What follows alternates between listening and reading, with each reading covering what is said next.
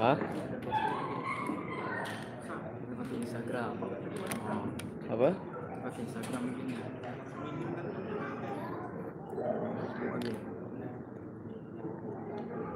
Apa dia sengit ni ah? Sengit lah. Dok, patut.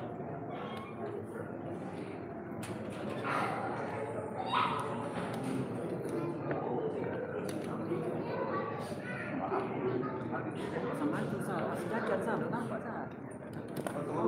Sejajar benda, mana ada orang kamera hidup pun sah. Ya, sejajar. Oh, itu cara. Dah tu ah. Ni aku lah Instagram kan. Pecah tu. Mulik aja Aku nanya yang nonton. Bang. Kita rokok situ. Ni rokok tu.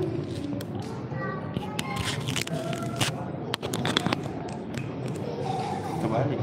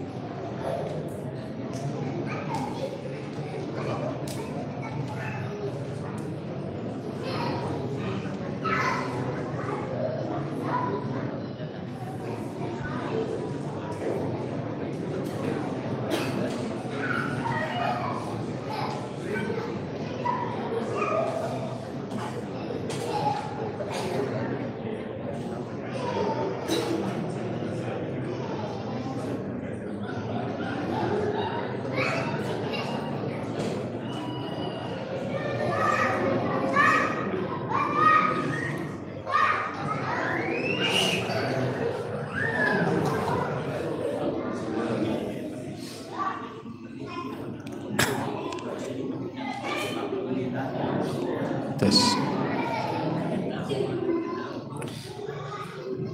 Bismillahirrahmanirrahim. Assalamualaikum warahmatullahi wabarakatuh. Alhamdulillah wassalatu wassalamu ala Rasulillah wa ala alihi wa sahbihi wa mawalah wa la hawla wa la quwata illa billahi wa ba'du. Kita langsung masuk pada pembahasan tentang 10 hadis bicara tentang fitnah. Kalau tadi kita bicara tentang motivasi istiqomah di atas fitnah, maka fitnah-fitnah apa saja yang bisa menggemingkan istiqomah kita, inilah kita akan bahas setelah Isya ini. Hadis yang pertama, hadis dari Abi Hurairah radhiyallahu anhu. Nabi SAW bersabda, badiru bil a'mali sab'an, bersegeralah kalian banyak-banyak melakukan amal saleh di zaman fitnah ini sebelum datang 7 perkara. Hal tantadiruna illa faqran munsiyah au ghinan mutghiyah au maradan mufsida au haraman mufannida au mautan mujhiza au dajjal fasyarru ghaibin yuntadhar au as-sa'atu was-sa'atu adha wa amar. Bersegeralah kalian untuk memperbanyak amal saleh sebelum datang 7 perkara, dan 7-7-nya adalah fitnah. Pertama, faqran munsiyah, kefakiran yang melupakan ibadah. Ikhwan, kalau orang sudah fakir, pasti tidak akan ada kesempatan untuk banyak beramal saleh, karena hidupnya akan disibukkan dengan cari makan. Kira-kira apa yang akan dimakan besok? Dia akan berusaha untuk mencari dunia supaya jangan sampai kelaparan. Atau kalau seandainya orang selamat dari fitnah kefakiran ini, boleh jadi dia tidak selamat dari fitnah yang kedua, ghinan mudghiyah, kaya tapi melampaui batas.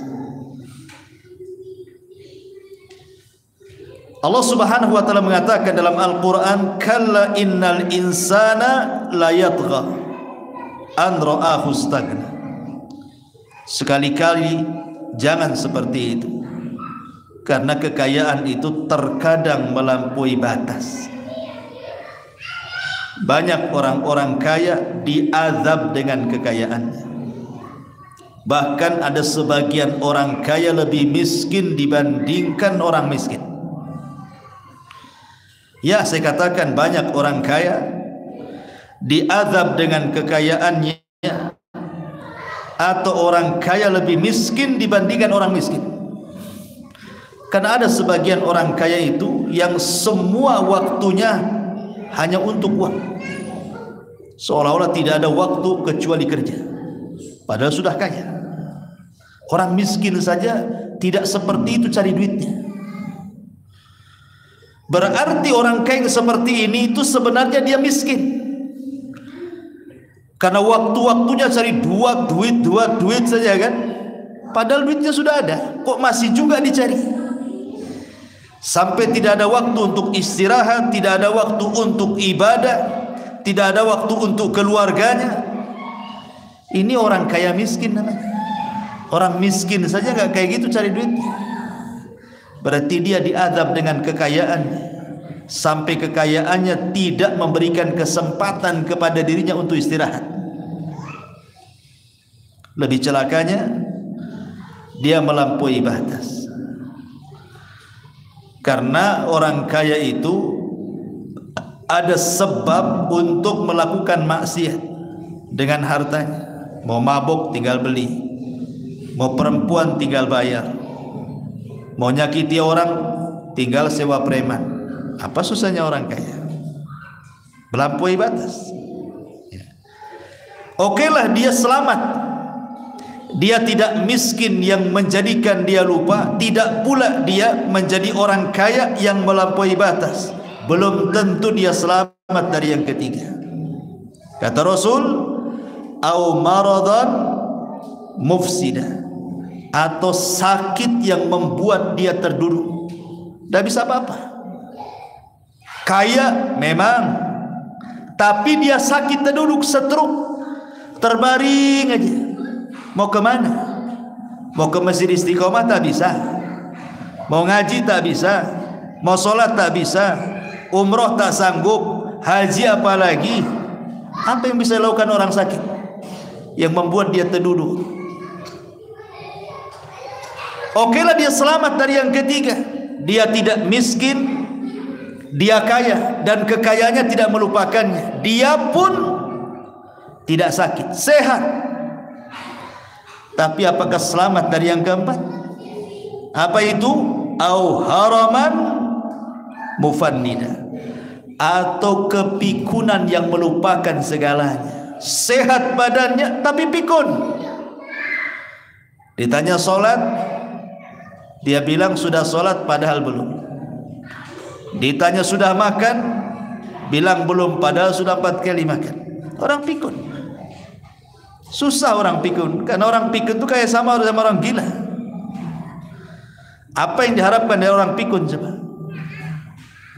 Oke, dia selamat dari pikun, dia tidak miskin, dia kaya, dan kekayaannya tidak melupakan dirinya, dia tidak sakit, juga tidak pikun. Selamat dari yang kelima? Belum tentu. Au mautan mujhiza, atau kematian yang mendadak. Siapa yang tahu kematian? Tidak ada yang tahu kematian.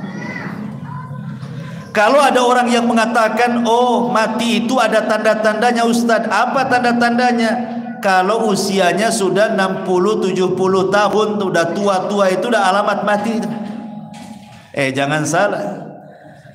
Menurut riset, penelitian, kalau di zaman dulu ya orang tua banyak yang mati. Kalau di zaman sekarang terbalik, anak muda banyak yang mati. Orang tua itu jarang mati. Kenapa? Yang trek-trekan anak muda, yang pandai naik motor anak muda. Orang tua itu di rumah aja, naik motor pun tak bisa. Cemana mau tabrakan? Yang tabrakan tuh anak-anak muda tuh. Hari-hari yang mati di jalan itu siapa? Anak muda.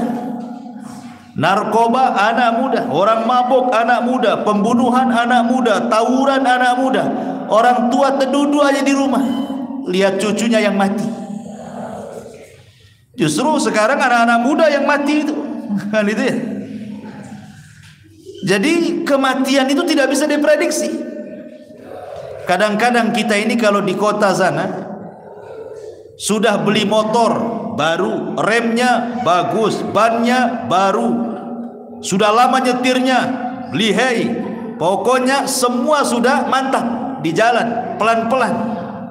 Di jalan itu cuma dua masalahnya, nabrak atau ditabrak. Mungkin kita nabrak orang atau ditabrak orang. Kita sudah hati-hati, orang yang tak hati-hati. Siapa yang bisa nyangka gitu kan? Takdir Allah itu kematian, tidak ada yang tahu.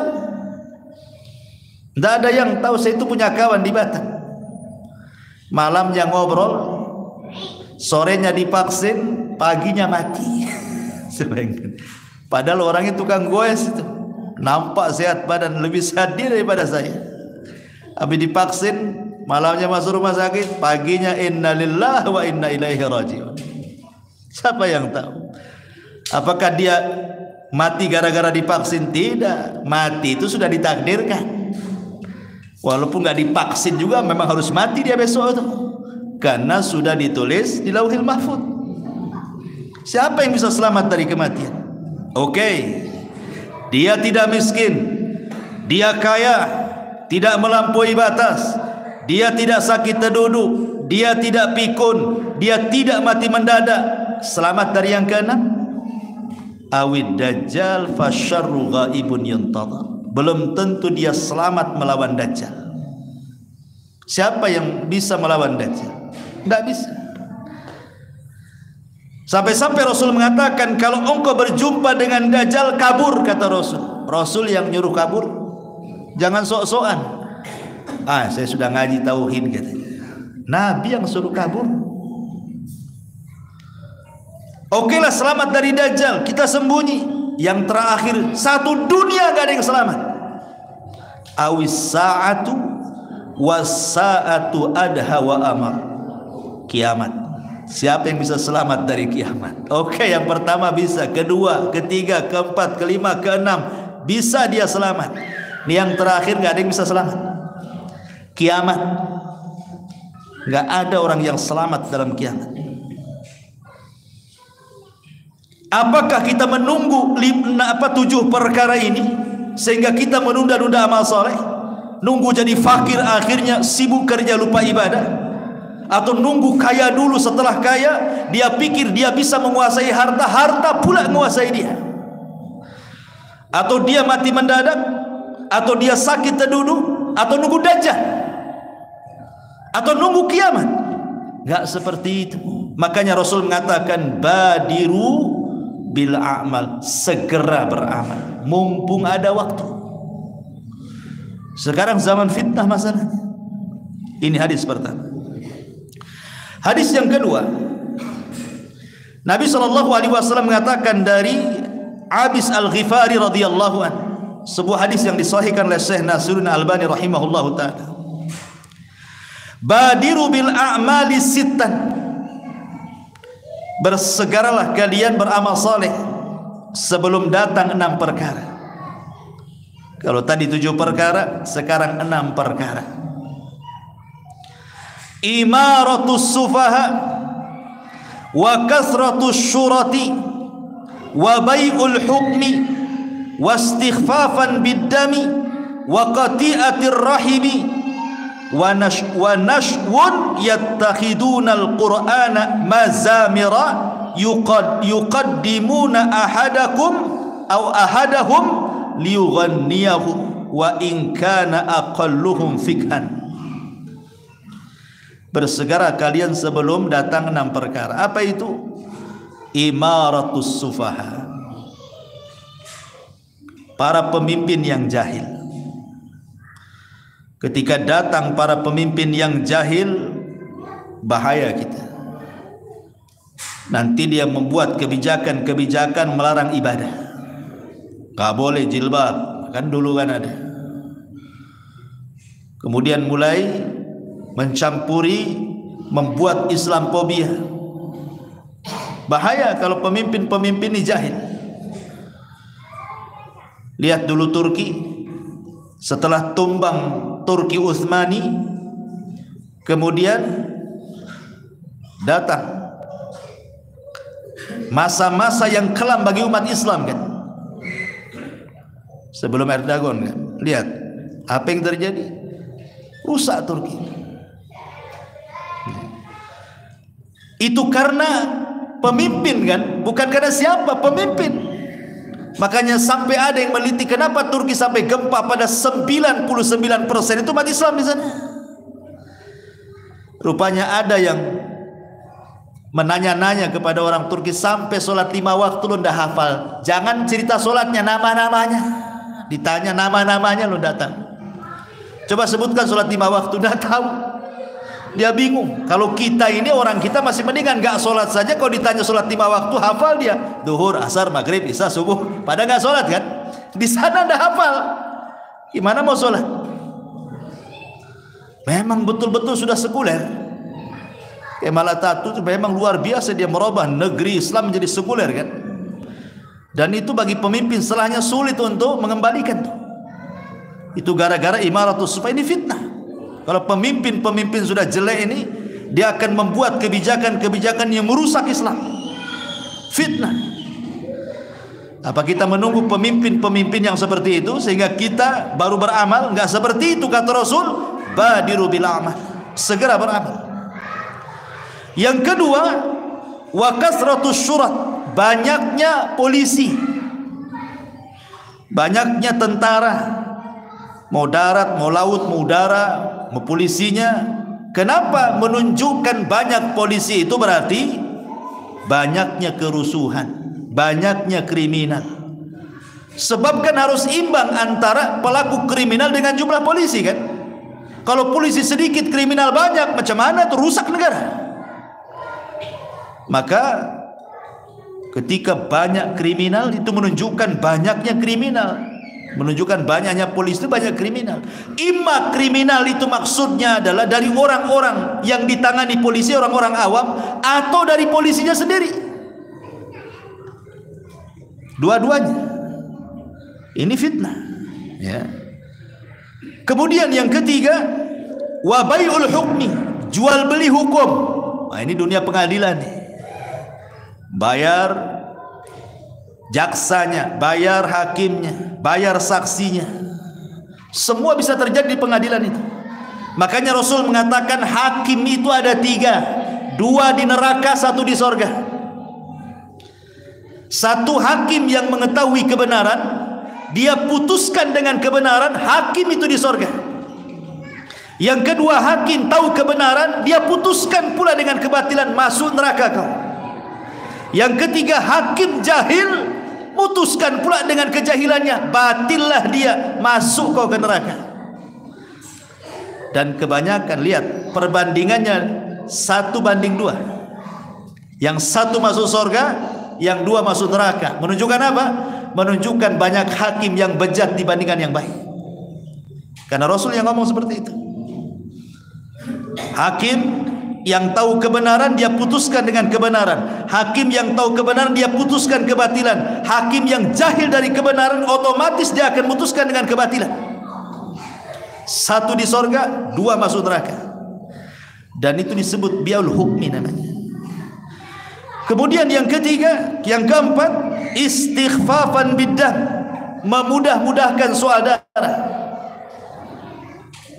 Dulu waktu saya di Yaman, belum ada perang di Yaman. 99% orang Yaman itu pegang senjata. Sak miskin-miskinnya orang bawa pistol di sana. Jadi jual senjata itu bebas di pasar kayak jual handphone. Tapi selama saya belajar di sana nggak ada orang ditembak langsung tuh. Kalau tengkar nembaknya ke langit, doh, gitu saja.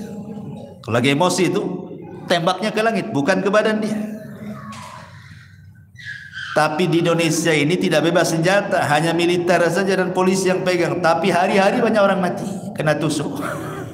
Memang nggak ditembak, ditusuk kan itu ya, dicarok, diracun, digantung, macam-macam. Lebih banyak kematian di sini daripada di sana. Pada logikanya kalau mau bunuh-bunuhan di sana lebih banyak. Oh, senjatanya dipegang semuanya sama orang. Dan ini menunjukkan bahwa terjadi istighfafan bidam. Darah itu murah, persis seperti sabda Rasul.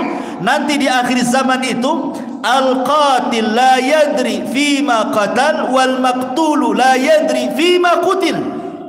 Orang yang membunuh bingung kenapa dia bisa membunuh. Orang yang dibunuh lebih bingung kenapa dia bisa dibunuh.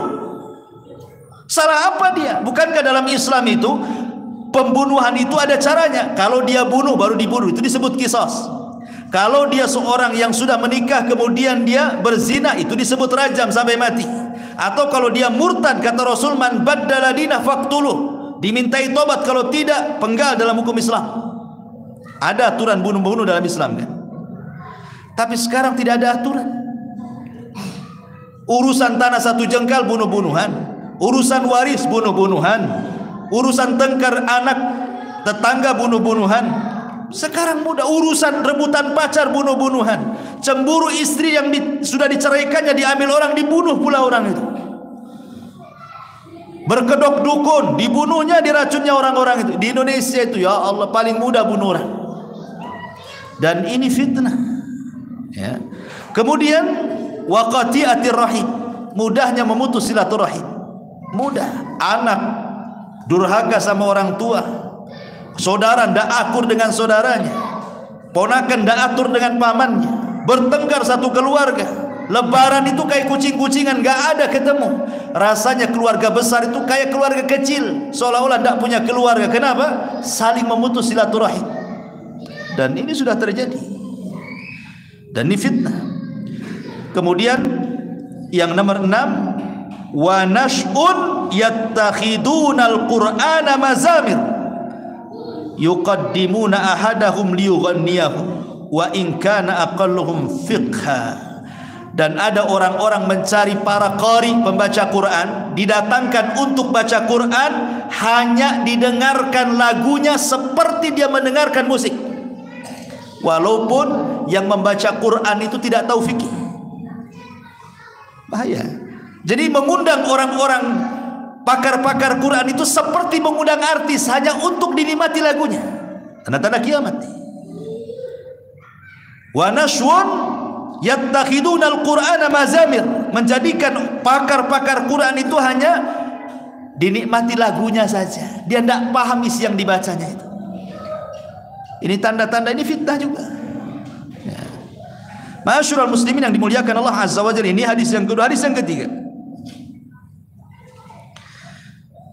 Nabi sallallahu alaihi wasallam, Umar bin Khattab radhiyallahu an, ketika itu pernah duduk-duduk bersama para sahabat. Di situ ada Hudzaifah bin Yaman. Hudzaifah itu seorang sahabat termasuk sirrun Nabi, pemegang rahasia Nabi. Kata Umar, ayyukum sami'a Rasulullah yadhkurul fitana, siapa di antara kalian yang pernah mendengar Rasul bicara soal fitnah? Faqala qaumun, sebagian sahabat berdiri dan mengatakan, nahnu sami'nahu ya amiral mu'minin, kami dengar wahai amiral mu'minin. Faqala la'allakum ta'nuna fitnatar rajuli fi ahli wa jari. Kata Umar, paling tinggi kalian hendak bicara soal fitnahnya seorang laki-laki dengan keluarga atau dengan tetangganya. Maka sahabat mengatakan, ajal, iya maksudnya itu. Maka Umar mengatakan, tukaffiruha as-salatu was-siyam was-sadaqatu. Kalau itu bisalah digugurkan dosanya dengan salat, puasa dan sedekah.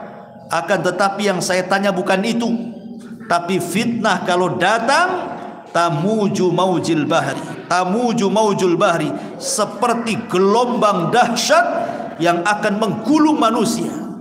Maksudnya Hudzaifah mengatakan, saya pernah mendengarnya. Saya pernah mendengarnya, wahai Amirul Mukminin, dari Nabi. Fitnah yang akan menggulung manusia seperti ombak yang sangat besar, yang tidak ada yang selamat. Kemudian Hudzaifah mengatakan, aku mendengar Rasul bersabda, tu'radul fitanu 'alal qulubi kal hasiri 'udan 'uda. Akan ditampakkan fitnah pada hati-hati manusia seperti anyaman-anyaman tikar. Fa ayyu qalbin ushribaha nukita fihi nuktatus sauda. Maka mana-mana hati yang menyerap fitnah itu, maka akan dibintikkan titik-titik hitam di hatinya. Wa ayyu qalbin anqaraha nukita fihi nuktatu bayda. Mana-mana hati yang menolak fitnah itu, maka akan diberikan titik-titik putih. Hatta tasira ala qalbaini. Ketika itu hati terbagi dua. Ala abyad mithla safa fala tadurruhu fitnatun madamatis samawati wal ardh. Ada hati-hati yang putih yang tidak akan bergeming dengan fitnah walaupun selama masih tegak langit dan bumi. Wal akharu aswad, tapi ada hati-hati yang sangat hitam, murba dan sangat pekat hitamnya, kalquzi muzahiyah, seperti cangkir yang dibalik. La ya'rifu ma'rufan wa la yunkiru munkaran. Hatinya tidak kenal yang ma'ruf dan tidak mengingkari yang mungkar. Illa ma ushriba min hawa, kecuali yang disedot dari hawa nafsunya. Maka Hudzaifah mengatakan, inilah yang aku dengar dari Nabi sallallahu alaihi wasallam. Lihat. Apa maksudnya hadis ini? Hudzaifah bin Yaman mengatakan dari Nabi sallallahu alaihi wasallam, nanti di akhir zaman itu hati kita semua ini akan dihadapkan dengan dua perkara. Satu syahwat dan satu syubhat. Satu syahwat, satu syubhat. Saya akan bedakan apa syahwat, apa syubhat, biar antum paham. Nabi Adam alaihi salatu wassalam diturunkan dari sorga ke bumi karena apa? Syahwat, makan. Makan apa? Buah larangan, makan. Makan itu syahwat, syahwat perut. Makanya Adam keluar dari sorga ke bumi itu karena syahwat. Tapi iblis dikeluarkan dari sorga, diturunkan ke bumi karena apa? Karena syubhat. Apa syubhatnya iblis? Dia merasa lebih baik dibandingkan Adam. Itu syubhat di kepalanya iblis itu. Ana khairum minhu khalaqtahu min nar wa khalaqtani min tin. Aku lebih baik ya Rabb, kau ciptakan Adam dari tanah, kau ciptakan aku dari api. Api lebih dekat dengan cahaya, artinya kami lebih dekat dengan malaikat dibandingkan Adam, berarti kami lebih baik katanya. Itu syubhat di kepalanya. Kata siapa bahwa iblis diciptakan dari api, api lebih daripada tanah? Justru kita katakan tanah lebih baik dibandingkan api. Karena api itu kerjanya cuma satu, bakar, bakar, bakar. Satu aja, nggak ada lagi. Kalau tanah bisa bangun masjid, ya kan? Tanah bisa cocok tanam, tanah. Coba cocok tanam di api, jadi apa? Nggak jadi apa-apa lah, terbakar semuanya. Nggak akan jadi. Api cuma satu, bakar-bakar aja itu. Tapi tanah bisa macam-macam di situ. Perhatikan, tanah lebih baik karena syubhat di kepalanya si iblis. Itulah makanya iblis dikeluarkan dari sorga karena syubhat, Adam dikeluarkan dari sorga karena syahwat. Itulah bedanya syubhat dengan syahwat. Atau lebih mudahnya saya pahamkan, Syahwat itu merusak akhlak, kalau syubhat itu merusak agama. Paham ya? Kalau syubhat merusak agama, kalau syahwat itu merusak akhlak. Kurang paham? Saya mudahkan lagi. Kalau syahwat itu berasal dari hawa nafsu, dari hawa nafsu diri kita. Tapi kalau syubhat itu berasal dari setan. Hawa nafsu yang merusak akhlak kita. Nafsu pengen makan, nafsu pengen zina, nafsu pengen khamr, itu rusak akhlaknya itu. Tapi kalau syubhat berasal dari setan, suruh kufur, suruh musyrik, suruh bid'ah, suruh maksiat, masih kurang paham juga. Saya tak tahulah. Saya sudah terangkan apa bedanya syahwat dengan syubhat. Ya. Lah di akhir zaman ini kita akan dihadapkan dengan dua penyakit ini, syahwat dan syubhat. Disitulah ada dua hati. Satu hati yang menolak dua-duanya, tidak syahwat, tidak syubhat. Hatinya terjaga, berusaha untuk tidak masuk ke lingkungan syahwat, tidak pula masuk ke syubhat. Dia jaga akhlaknya, dia jaga agamanya. Maka orang ini diselamatkan selama langit dan bumi masih utuh. Tapi ada hati-hati yang mudah menyerap syahwat dan mudah menyerap syubhat. Jadilah hati itu hitam. Ketika hati itu hitam, ini anggap saja kuz, cangkir. Cangkir itu yang lubang atasnya, kalau diisi air dari atas kan. Tapi kalau di balik pantat cangkir ada lubangnya nggak ada kan. Diisi air banyak-banyak pun nggak akan masuk ke cangkir. Disitulah hati susah dapat hidayah. Mau dinasihati, dikasih ayat, dikasih hadis, dikasih tetap saja ditolak dia. Karena seperti cangkir yang terbalik, kata Nabi. Itulah hati kalau sudah hitam, seperti cangkir yang terbalik, diisi pun tidak masuk-masuk. Nanti di akhir zaman ini ada seperti ini. Ada orang-orang yang menolak hidayah, menolak sunnah, menolak tauhid, menolak segala-galanya. Ini hati-hati, ini zaman fitnah. Karena dua perkara, syubhat dan syahwat tadi. Ini hadis yang ketiga. Hadis yang keempat,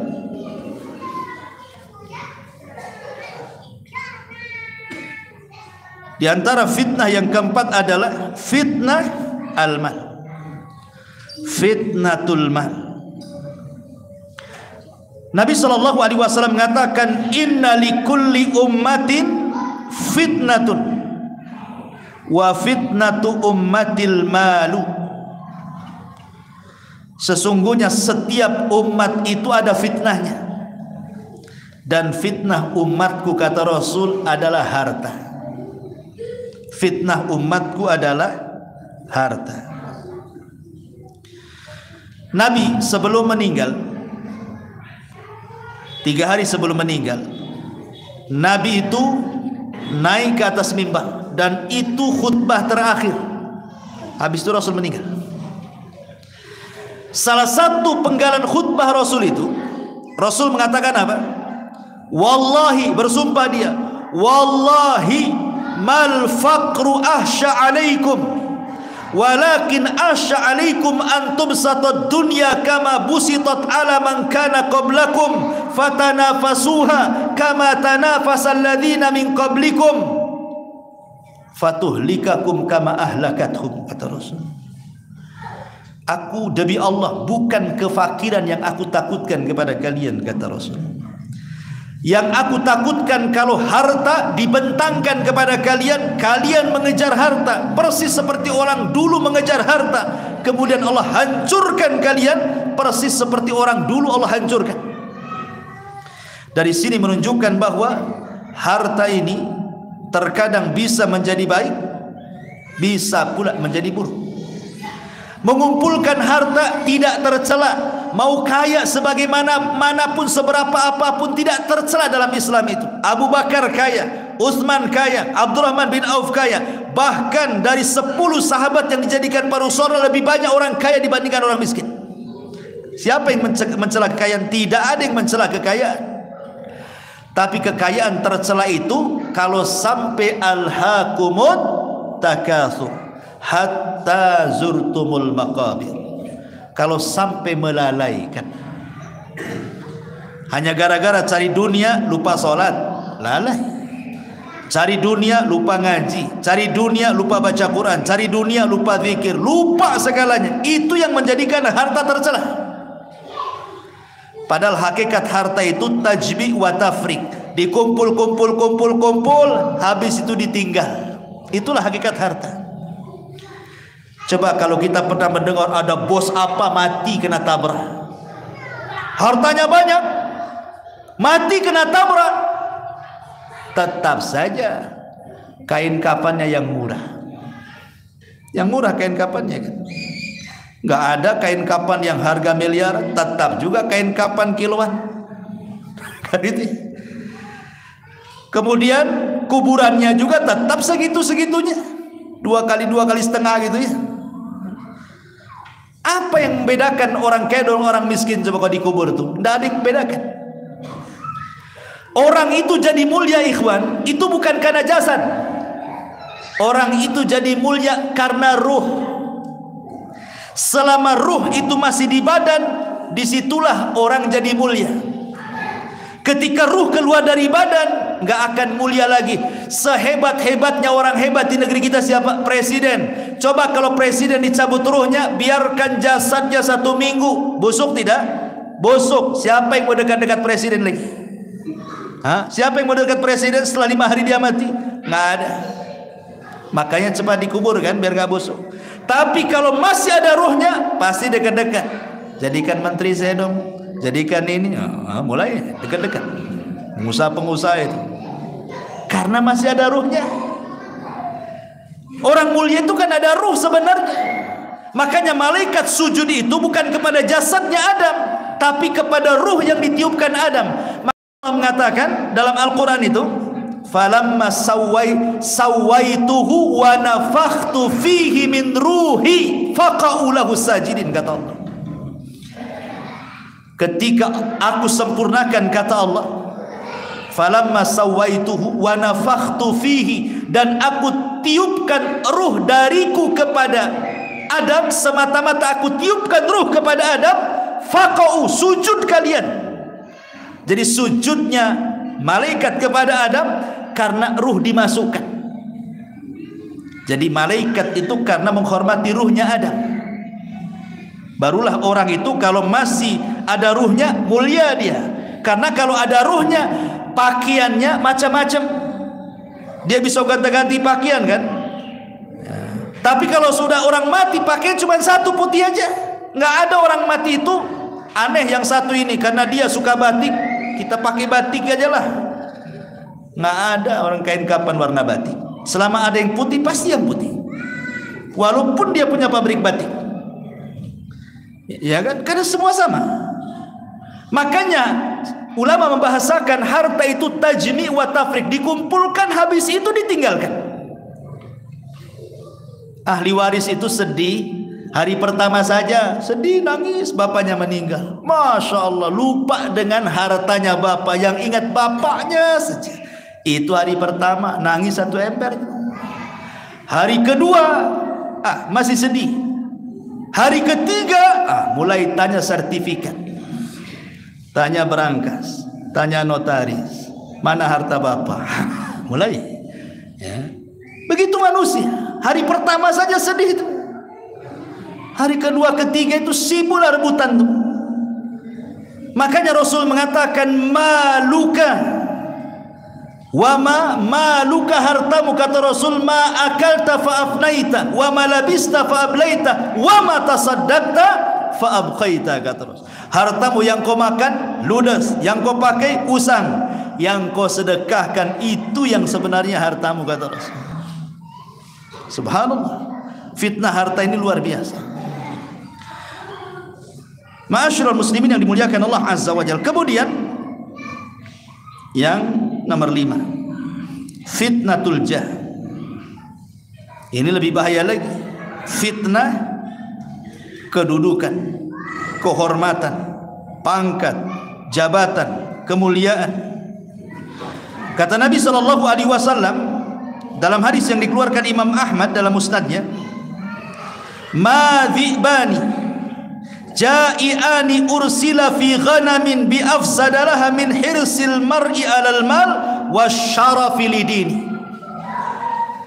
Kata Nabi SAW, kalau ada dua serigala yang lapar nih, 1 minggu belum makan nih serigala ini, 2 lagi, kemudian ditampakkan 1 kambing di hadapannya, kira-kira apa yang terjadi? Habis gak kambing itu? Pasti habis diserang, dicabik-cabik dia. Namanya lapar 2 serigala ini, nampak seekor kambing, pasti habis dibantai dia, dicabik dia, dimakan dia. Kata Rasul, kalau ada kambing yang dicabik 2 serigala lapar, itu tidak lebih rusak kondisinya dibandingkan seorang manusia yang terlalu semangat mengejar harta dan kedudukan serta kemuliaan di dunia. Ini lebih bahaya. Kenapa? Kalau kambing dimakan serigala, dia aja yang korban 1. Tapi manusia yang serakah, semua disikut dia. Kalau manusia sudah serakah dengan kekuasaan, serakah dengan pangkat jabatan, serakah dengan ingin terkenal, ingin dihargai, ingin dipuji, ingin disambut, ingin disanjung, ingin dihilangkan, semuanya. Kalau sudah ada nih watak-watak seperti ini, bahaya. Dia bisa sikut kanan kiri, sikat kanan kiri, dia bisa bunuh orang, dolimi orang, yang penting dia naik. Korbannya bukan 1, banyak orang. Ini fitnah. Kata Nabi, ini fitnah besar yang seperti ini. Masyarul muslimin. Kemudian yang nomor 7, fitnatul zaujati wa fitnatul aulad. Fitnah keluarga, fitnah istri, keluarga, anak-anak. Nabi SAW mengatakan dalam surah At-Taghabun ayat 14, ya ayyuhalladzina amanu inna min azwajikum wa auladikum aduwwan lakum fahdharuhum. Hei orang-orang yang beriman, ingat, pasangan-pasangan kalian, anak-anak kalian itu bisa jadi musuh, bisa jadi fitnah. Betapa banyak anak-anak itu menjadi musuh orang tua, baik musuh secara ideologi atau musuh secara badan. Dibantainya orang tua. Saya belum pernah dulu ada orang bantai orang tua. Sekarang subhanallah, hari-hari ada pembunuhan anak bunuh orang tuanya. Sampai ada kasus tuh di mana tuh, anaknya minta sepeda motor, nggak dikasih sama orang tua, dibacok orang tuanya sampai mati. Hanya minta sepeda motor. Gila zaman sekarang ini. Ataupun musuh secara ideologi dari pasangannya, dari istrinya. Suaminya mau infak nih, istrinya datang jadi setan. Janganlah bang, sikit aja kalau infak tuh. Kita belum punya 3 motor, baru 2. Tetangga ada 5. Mulai dari setannya gitu. Ya. Atau musuh seperti itu, dia secara ideologi itu dipengaruhi suaminya. Suaminya sih cuek-cuek saja, istrinya datang, bang, itu sebelah itu kok sama anak kita kok kayaknya tidak suka. Suaminya diam-diam aja. Besoknya tolonglah bang, tegur itu tetangga itu. Dia sekali, 2 kali, 3 kali, mulai panas dia, panas. Akhirnya betul-betul datangi tangganya. Kau mau apa dengan anak saya, kata. Awalnya suami itu biasanya kalau laki-laki kan berakal, dia kan nggak gubris. Tapi kalau hari ini keluar tuh ke laki-lakiannya, kan gitu tuh bapak-bapak.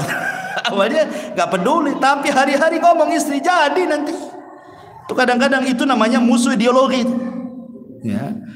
Jadi dari sini kita tahu bahwa bisa musuh secara fisik atau secara ideologi. Karena anak itu juga diciptakan oleh Allah Azza wa Jalla, itu kan 4 fungsi. 1, terkadang anak itu menjadi zina. Zina itu artinya perhiasan bagi orang tuanya. Innama amwalukum dalam Al-Quran itu gimana ayat? Zinatul hayatid dunya. Sesungguhnya harta dan anak kalian itu zinatul hayatid dunya, perhiasan dunia.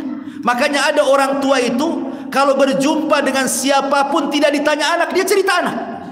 Oh anak saya begini, oh anak saya begitu. Padahal nggak disuruh cerita kok, nggak ditanya juga sama dia tentang anaknya. Tapi setiap ketemu orang cerita anaknya. Karena anak itu terkadang menjadi zina, perhiasan, kebanggaan, dibangga-banggakan anaknya. Walaupun tidak sholat, yang penting anaknya dokter, yang penting insinyur, yang penting kerjanya bagus. Nggak peduli, itu namanya kebanggaan. Dibangga-banggakan, disentil saja anaknya marah orang tuanya. Itu satu. Yang kedua, jadi fitnah. Ini orang tuanya dari kecil sudah cita-cita anak saya harus jadi ustadz, harus jadi ustazah, sampai dia hutang sana kemari, kau mondok na sana, kau sekolah agama sana. Sudah jor-joran habis-habisan orang tua itu ngarahkan anak, sudah mondok, anaknya sudah sekolah tinggi-tinggi, bukannya berbakti kurang ajar pula dia. Fitnah. Terkadang jadi fitnah untuk menguji orang tuanya kesabarannya. Atau yang ketiga, musuh seperti ayat yang tadi, betul-betul bukan fitnah, jadi musuh lagi. Dibantainya orang tuanya, dipukulnya orang tuanya, dimaki, dibentah. Tentu yang keempat yang kita inginkan seperti doa yang diajarkan Al-Quran, Rabbana hablana min azwajina qurrata a'yun waj'alna lil muttaqina imam. Rabbana hablana min azwajina wa dzurriyyatina qurrata a'yun waj'alna lil muttaqina imam. Ya Allah, jadikan pasangan kami dan anak turunan kami qurrata a'yun, penyejuk mata, senang dipandang di dunia dan akan menyenangkan di akhirat. Itulah qurratul a'yun. Ya, untuk menjadikan anak seperti ya tentu ya harus betul-betul diawali dari awal, cari pasangan yang bagus. Bukan setelah punya anak, dari mulai cari pasangan. Fadfar bidzatid din taribat yadak, cari yang bagus agamanya, kan itu. Anak-anak muda nih. Ya, bukan cari yang bening, cari yang bagus agamanya. Baru setelah bagus agamanya baru menikah. Sehingga kalau bagus agamanya diawali dengan rahmat. Ya, mau nikah saja rahmat Allah sudah turun. Ini cari yang bening walaupun auratnya tampak sobek-sobek sana sini. Itu diawali dengan laknat tuh mau nikah tuh. Turun laknat tuh mau nikah, ada turun laknat. Cemana mau sakinah mawaddah warahmah? Belum menikah saja cari pasangan, dia rela yang buka aurat, yang penting bening katanya. Gampang Ustaz, yang penting bening, nanti saya jilbabi katanya. Alasan dia, yang penting dia jilbabi. Ternyata dia yang dijilbabi istri. Naudzubillah kan. Masyarul muslimin yang dimuliakan Allah Azza wa Jalla. Jadi itu juga fitnah keluarga dan anak.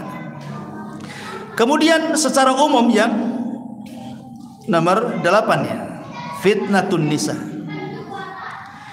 Disebutkan dalam hadis Nabi SAW, fitnah wanita secara umum sinfani min ahlin nari lam arahuma ba'du. Ada 2 kelompok kata Rasul, di zamanku nggak ada nih. Di zaman Nabi nggak ada 2 kelompok ini. Adanya di zaman sekarang. Salah satunya kata Nabi SAW, nisaun kasiyatun ariyatun ma'ilatun mumilat ala ru'usihinna ka'asnimatil bukhtil ma'ilah la yadkhulna al-jannah wa la yajidu rihaha wa inna rihaha la yujadu min masirati kada wa kada. Perempuan menggunakan pakaian tapi telanjang, lenggak-lenggok sana sini seperti punuk unta yang bergoyang. Wanita ini tidak akan masuk sorga padahal, dan tidak akan mendapatkan bau sorga padahal bau sorga akan tercium sejarah ini dan itu.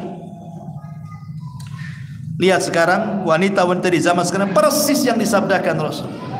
Ketika Allah mengatakan wala tabarrujna tabarrujal jahiliyatul ula, janganlah kalian bertabarruj seperti wanita jahiliyah yang pertama. Macam mana coba tabarrujnya wanita jahiliyah itu? Tabarrujnya wanita jahiliyah itu, mereka menggelung rambutnya, kemudian ditutupi jilbab, jadi nampak kayak punuh tuh. Tapi pakai jilbab. Ya. Kemudian pakai anting-anting kakinya sehingga kalau jalan tangting-tangting. Tapi badan sebagian mereka masih tertutup.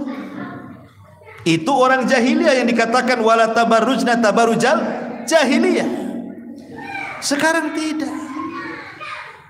Memang dibuka semuanya sekarang ini. Nggak ada tutup-tutupan kan gitu. Nggak ada. Kayaknya semua pakaian kurang bahan, tapi itu pula yang model. Artinya model di zaman sekarang yang wanita pakai itu lebih jahiliyah dibandingkan orang jahiliyah gitu maksudnya. Orang jahiliyah saja dilarang, ini lebih jahiliyah lagi. Jahiliyah modern. Makanya fitnah wanita itu luar biasa.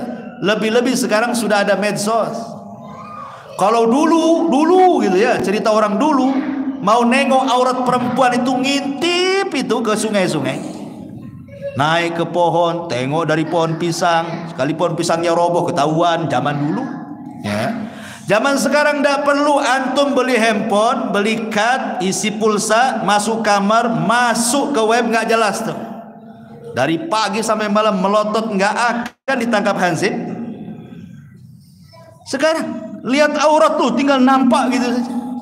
Kalau dulu ngintip-ngintip dulu tuh susah tuh, nunggu malam, nunggu subuh kan gitu ya, sampai sembunyi-sembunyi. Oh sekarang naudzubillah ya, fitnah wanita. Akhirnya apa?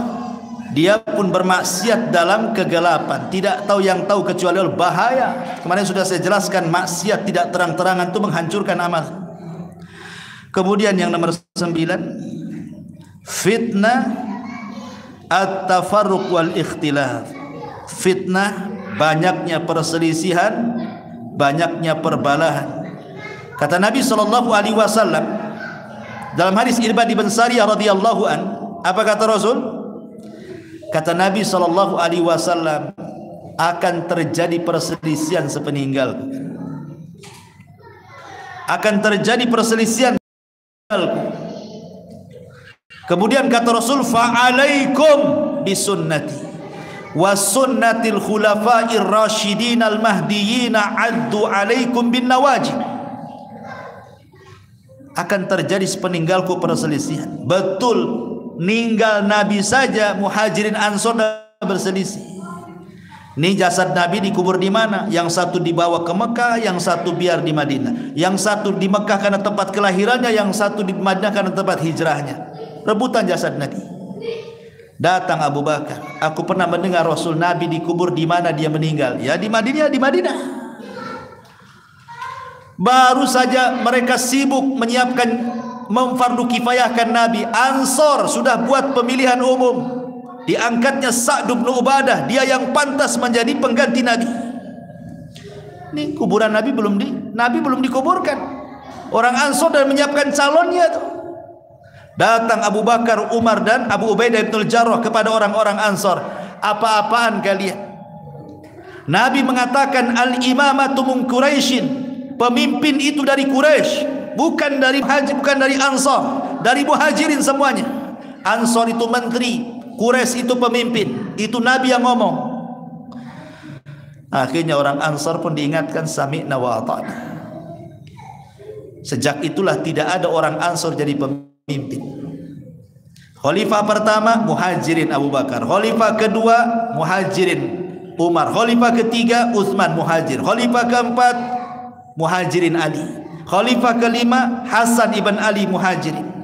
Tumbang tidak ada khilafah, datang kerajaan. Raja yang pertama Muawiyah ibn Abi Sufyan, pendiri daulah Umayyah, semua rajanya Muhajirin. Tumbang Bani Umayyah, tegak Bani Abbasiyah, semua Muhajirin. Tumbang Bani Abbasiyah, naik lagi Utsman, tidak ada. Ansar tidak kebagian pemimpin.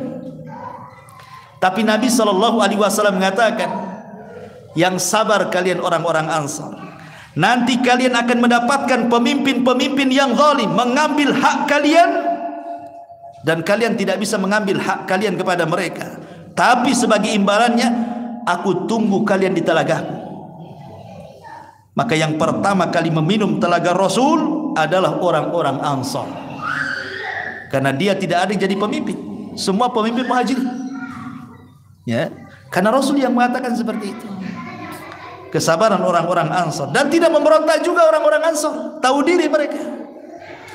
Ma'asyiral muslimin yang dimuliakan Allah Azza wa Jalla, karena namanya perpecahan itu tidak baik. Tapi sekarang lihat, perpecahan itu luar biasa. Satu masjid berpecah, satu yayasan berpecah, satu ormas berpecah, apalagi partai, makin lagi perpecahannya lebih hebat lagi. Itulah fitnah tafarruq. Yang nomor 10 yang terakhir adalah fitnah agama, fitnatuddin. Nabi SAW berdoa yang sering didoakan, wala taj'al musibatana fi dinina. Ya Allah, jangan jadikan musibah yang kau timpakan kepada kami mengenai agama kami. Seolah-olah Rasul mengatakan, gak apa-apa kau timpakan kepada keluargaku, anakku atau apalah, tapi jangan musibah ini ditimpakan kepada agama. Karena musibah agama ini bahaya. Makanya hadis yang pertama sebagai mukaddimah, ada malamnya mukmin, paginya kafir. Paginya mukmin, malamnya kafir. Karena di zaman sekarang ini terkadang ada orang bicara itu dia tidak paham kalau pembicaraannya itu kalau diucapkan itu bisa kufur tuh. Contoh, ya. Ketika mengatakan, oh syariat rajam, syariat potong tangan itu hanya cocok di zaman dia, di zaman Nabi. Zaman sekarang nggak cocok. Quran dan sunnah itu cocok di zaman Nabi. Kalau sekarang diterapkan di zaman kita tidak cocok. Sekarang bukan zaman unta, sekarang zaman Fortuner, tidak bisa. Kufur. Islam itu relevan mau zaman mau waktu. Zaman dan waktu ikut Islam, bukan Islam ikut zaman. Ini kalimat kufur kadang-kadang. Ya. Nggak terasa dia ucapkan kufur dia. Atau sekarang banyak kalimat kufur kan? Baik syirkul akbar atau syirkul asghar, baik kufur kecil atau kufur besar. Seperti menisbatkan nikmat, kalau bukan karena kamu tentu saya enggak seperti ini. Mana Allah? Kok karena bukan karena kamu pula? Yang benar kalau bukan karena Allah kemudian kamu. Ada dokter yang mengatakan, datang pasien ke dokter. Gimana dokter pasien? Kata dokter, ya kami sih berusaha menyembuhkan, sisanya untuk Allah. Allah dikasih sisa sama dia. Kurang ajar nggak dokter? Ya. Harusnya jangan ngomong begitu dong dok. Bilang saja, ya kami berusaha. Semuanya atas kehendak Allah. Apa susahnya? Bukan kami sih berusaha, sisanya diberikan kepada Allah. Mak lebih banyak dia daripada Allah. Sisa kan sedikit. Kurang ajar dia. Kufur. Jadi kadang-kadang ya, gak terasa itulah yang dikatakan pagi mukmin, malam kafir, malam iman, karena ucapan orang gak sadar dengan ucapan itu keluar dari Islam. Itu fitnah itu. Ya. Makanya Rasul mengatakan fitnah itu seperti gelapnya malam, nabrak-nabrak orang itu, karena tidak ada ilmu.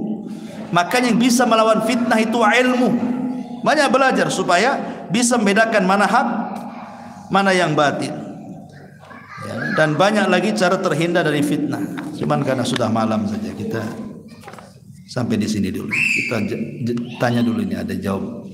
Afwan Ustadz, ada umahat bertanya, mohon nasihat untuk saya yang selalu difitnah oleh suami saya. Masya Allah. Dan apa hukumnya kalau suami mengusir istri dari rumah? Apakah berdosa jika istri keluar dari rumah karena diusir suami? Mohon pencerahannya Ustaz. Iya. Alhamdulillah.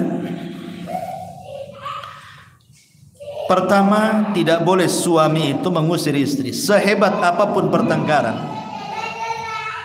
tidak boleh mengusir dari rumah. Bahkan sekalipun sudah dicerai, anggaplah sudah dicerai, tapi bukan talak 3, baru talak pertama atau talak kedua. Karena talak pertama habis masa idah. Kalau sudah habis masa idahnya 3 kali sucian haid, baru boleh keluar. Artinya kalau belum 3 bulan, kalau pakai bulan, kalau pakai haid ya 3 kali haid. Kalau pakai, bagi pendapat yang suci dari haid ya 3 kali suci dari haid, beda sedikit dengan haid kali 3 bulan, senangnya. Maka dia berhak di rumah tidak berdisir. Siapa tahu malam-malam hujan, dingin, ya kan, kepengen, kan ada istri, kan rujuk, bisa digauli lagi, itu sudah rujuknya tuh, ya kan. Kalau istri keluar padahal masih istri dia, satu dia zalim, kan istrinya, walaupun sudah dicerai masih istrinya, kan itu istri tergantung sampai habis masa iddah. Kalau memang tidak suka dengan istri, Ada kaidah dalam Al-Quran itu, wa in takhafuna nusuzahunna, kalau engkau takut istri itu berbuat selingkuh, nasihati fa'idhuhunna. Pertama nasihati. Sudah enggak suami itu menasihati? Nasihati dulu. Kalau dinasihati degil juga, masih juga. Apa kata Allah? Wahjuruhunna fil madaji. Pisah ranjang. Biar istri tidur di kamar, antum tidur di gudang. Apa-apa, kan masih satu rumah. Ya. Yang penting atau punggung-punggungan, istri. Artinya nggak usah pisah ranjang itu, jauhi. Jangan berhubungan. Kalau istri berakal sakit itu. Kalau istri itu berakal, antum gitukan, itu sakit hatinya. Masalahnya istri zaman sekarang nggak berakal, ya kan? Jadi kalau suami itu pisah dengan istri, memang itu yang dicari istri. Kau jauh-jauhlah sana katanya. Ini kedua. Kalau juga sudah pisah ranjang, tak mau juga dia, maka yang ketiga, wadribuhun, boleh memukul. Itu pukulan formalitas saja. Seperti apa kata Rasul? Seperti pukulan dengan siwak. Siwak kan kecil, ya. Atau pakai bantal dipukul, itu sudah ngeri lah, sudah nggak bisa dinasihati. Pukulnya pakai bantal pantatnya. Ini sudah las, berarti sudah tidak bisa lagi berjumpa. Artinya nggak cocok. Berarti tinggal satu langkah lagi. Fab'athu hakaman min ahlihi wa hakama min ahliya. Utus dua keluarga. Yang laki-laki utus keluarganya, yang perempuan utus keluarganya. Berunding kalian. Terus apa pisah?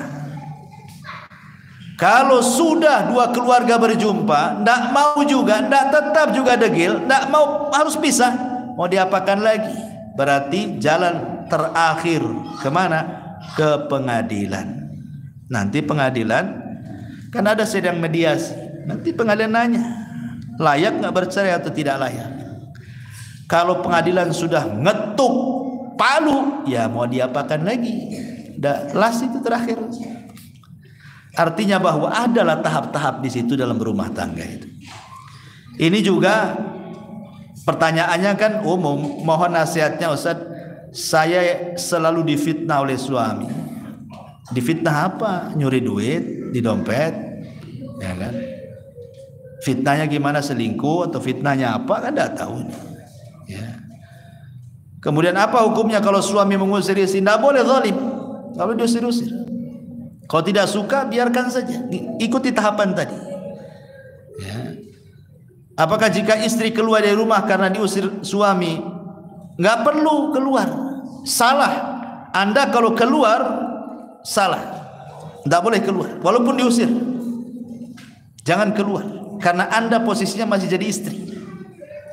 Sebab kalau wanita sudah keluar gara-gara permasalahan rumah tangga, lari ke rumah mertuanya, kemudian cerita, dipastikan cerai. Karena pasti cerita yang buruk-buruk suaminya kan. Pasti orang tuanya marah. Ya, enak saja anakku yang membesarkan, bukan dia yang besarkan, sudah kawin didolimi. Udah ngapain saja. Mendingan cari lagi, banyak bos suami. Mulai kompor datang. Kompornya itu bukan yang 5 gas, 25 gas. Yang gede, jadilah. Ya. Jadi yang harus dipahami, ya kalau bisa sih cobalah didamaikan. Apa masalahnya? Ya. Wallahu a'lam. Cukup. Subhanallah bihamdika.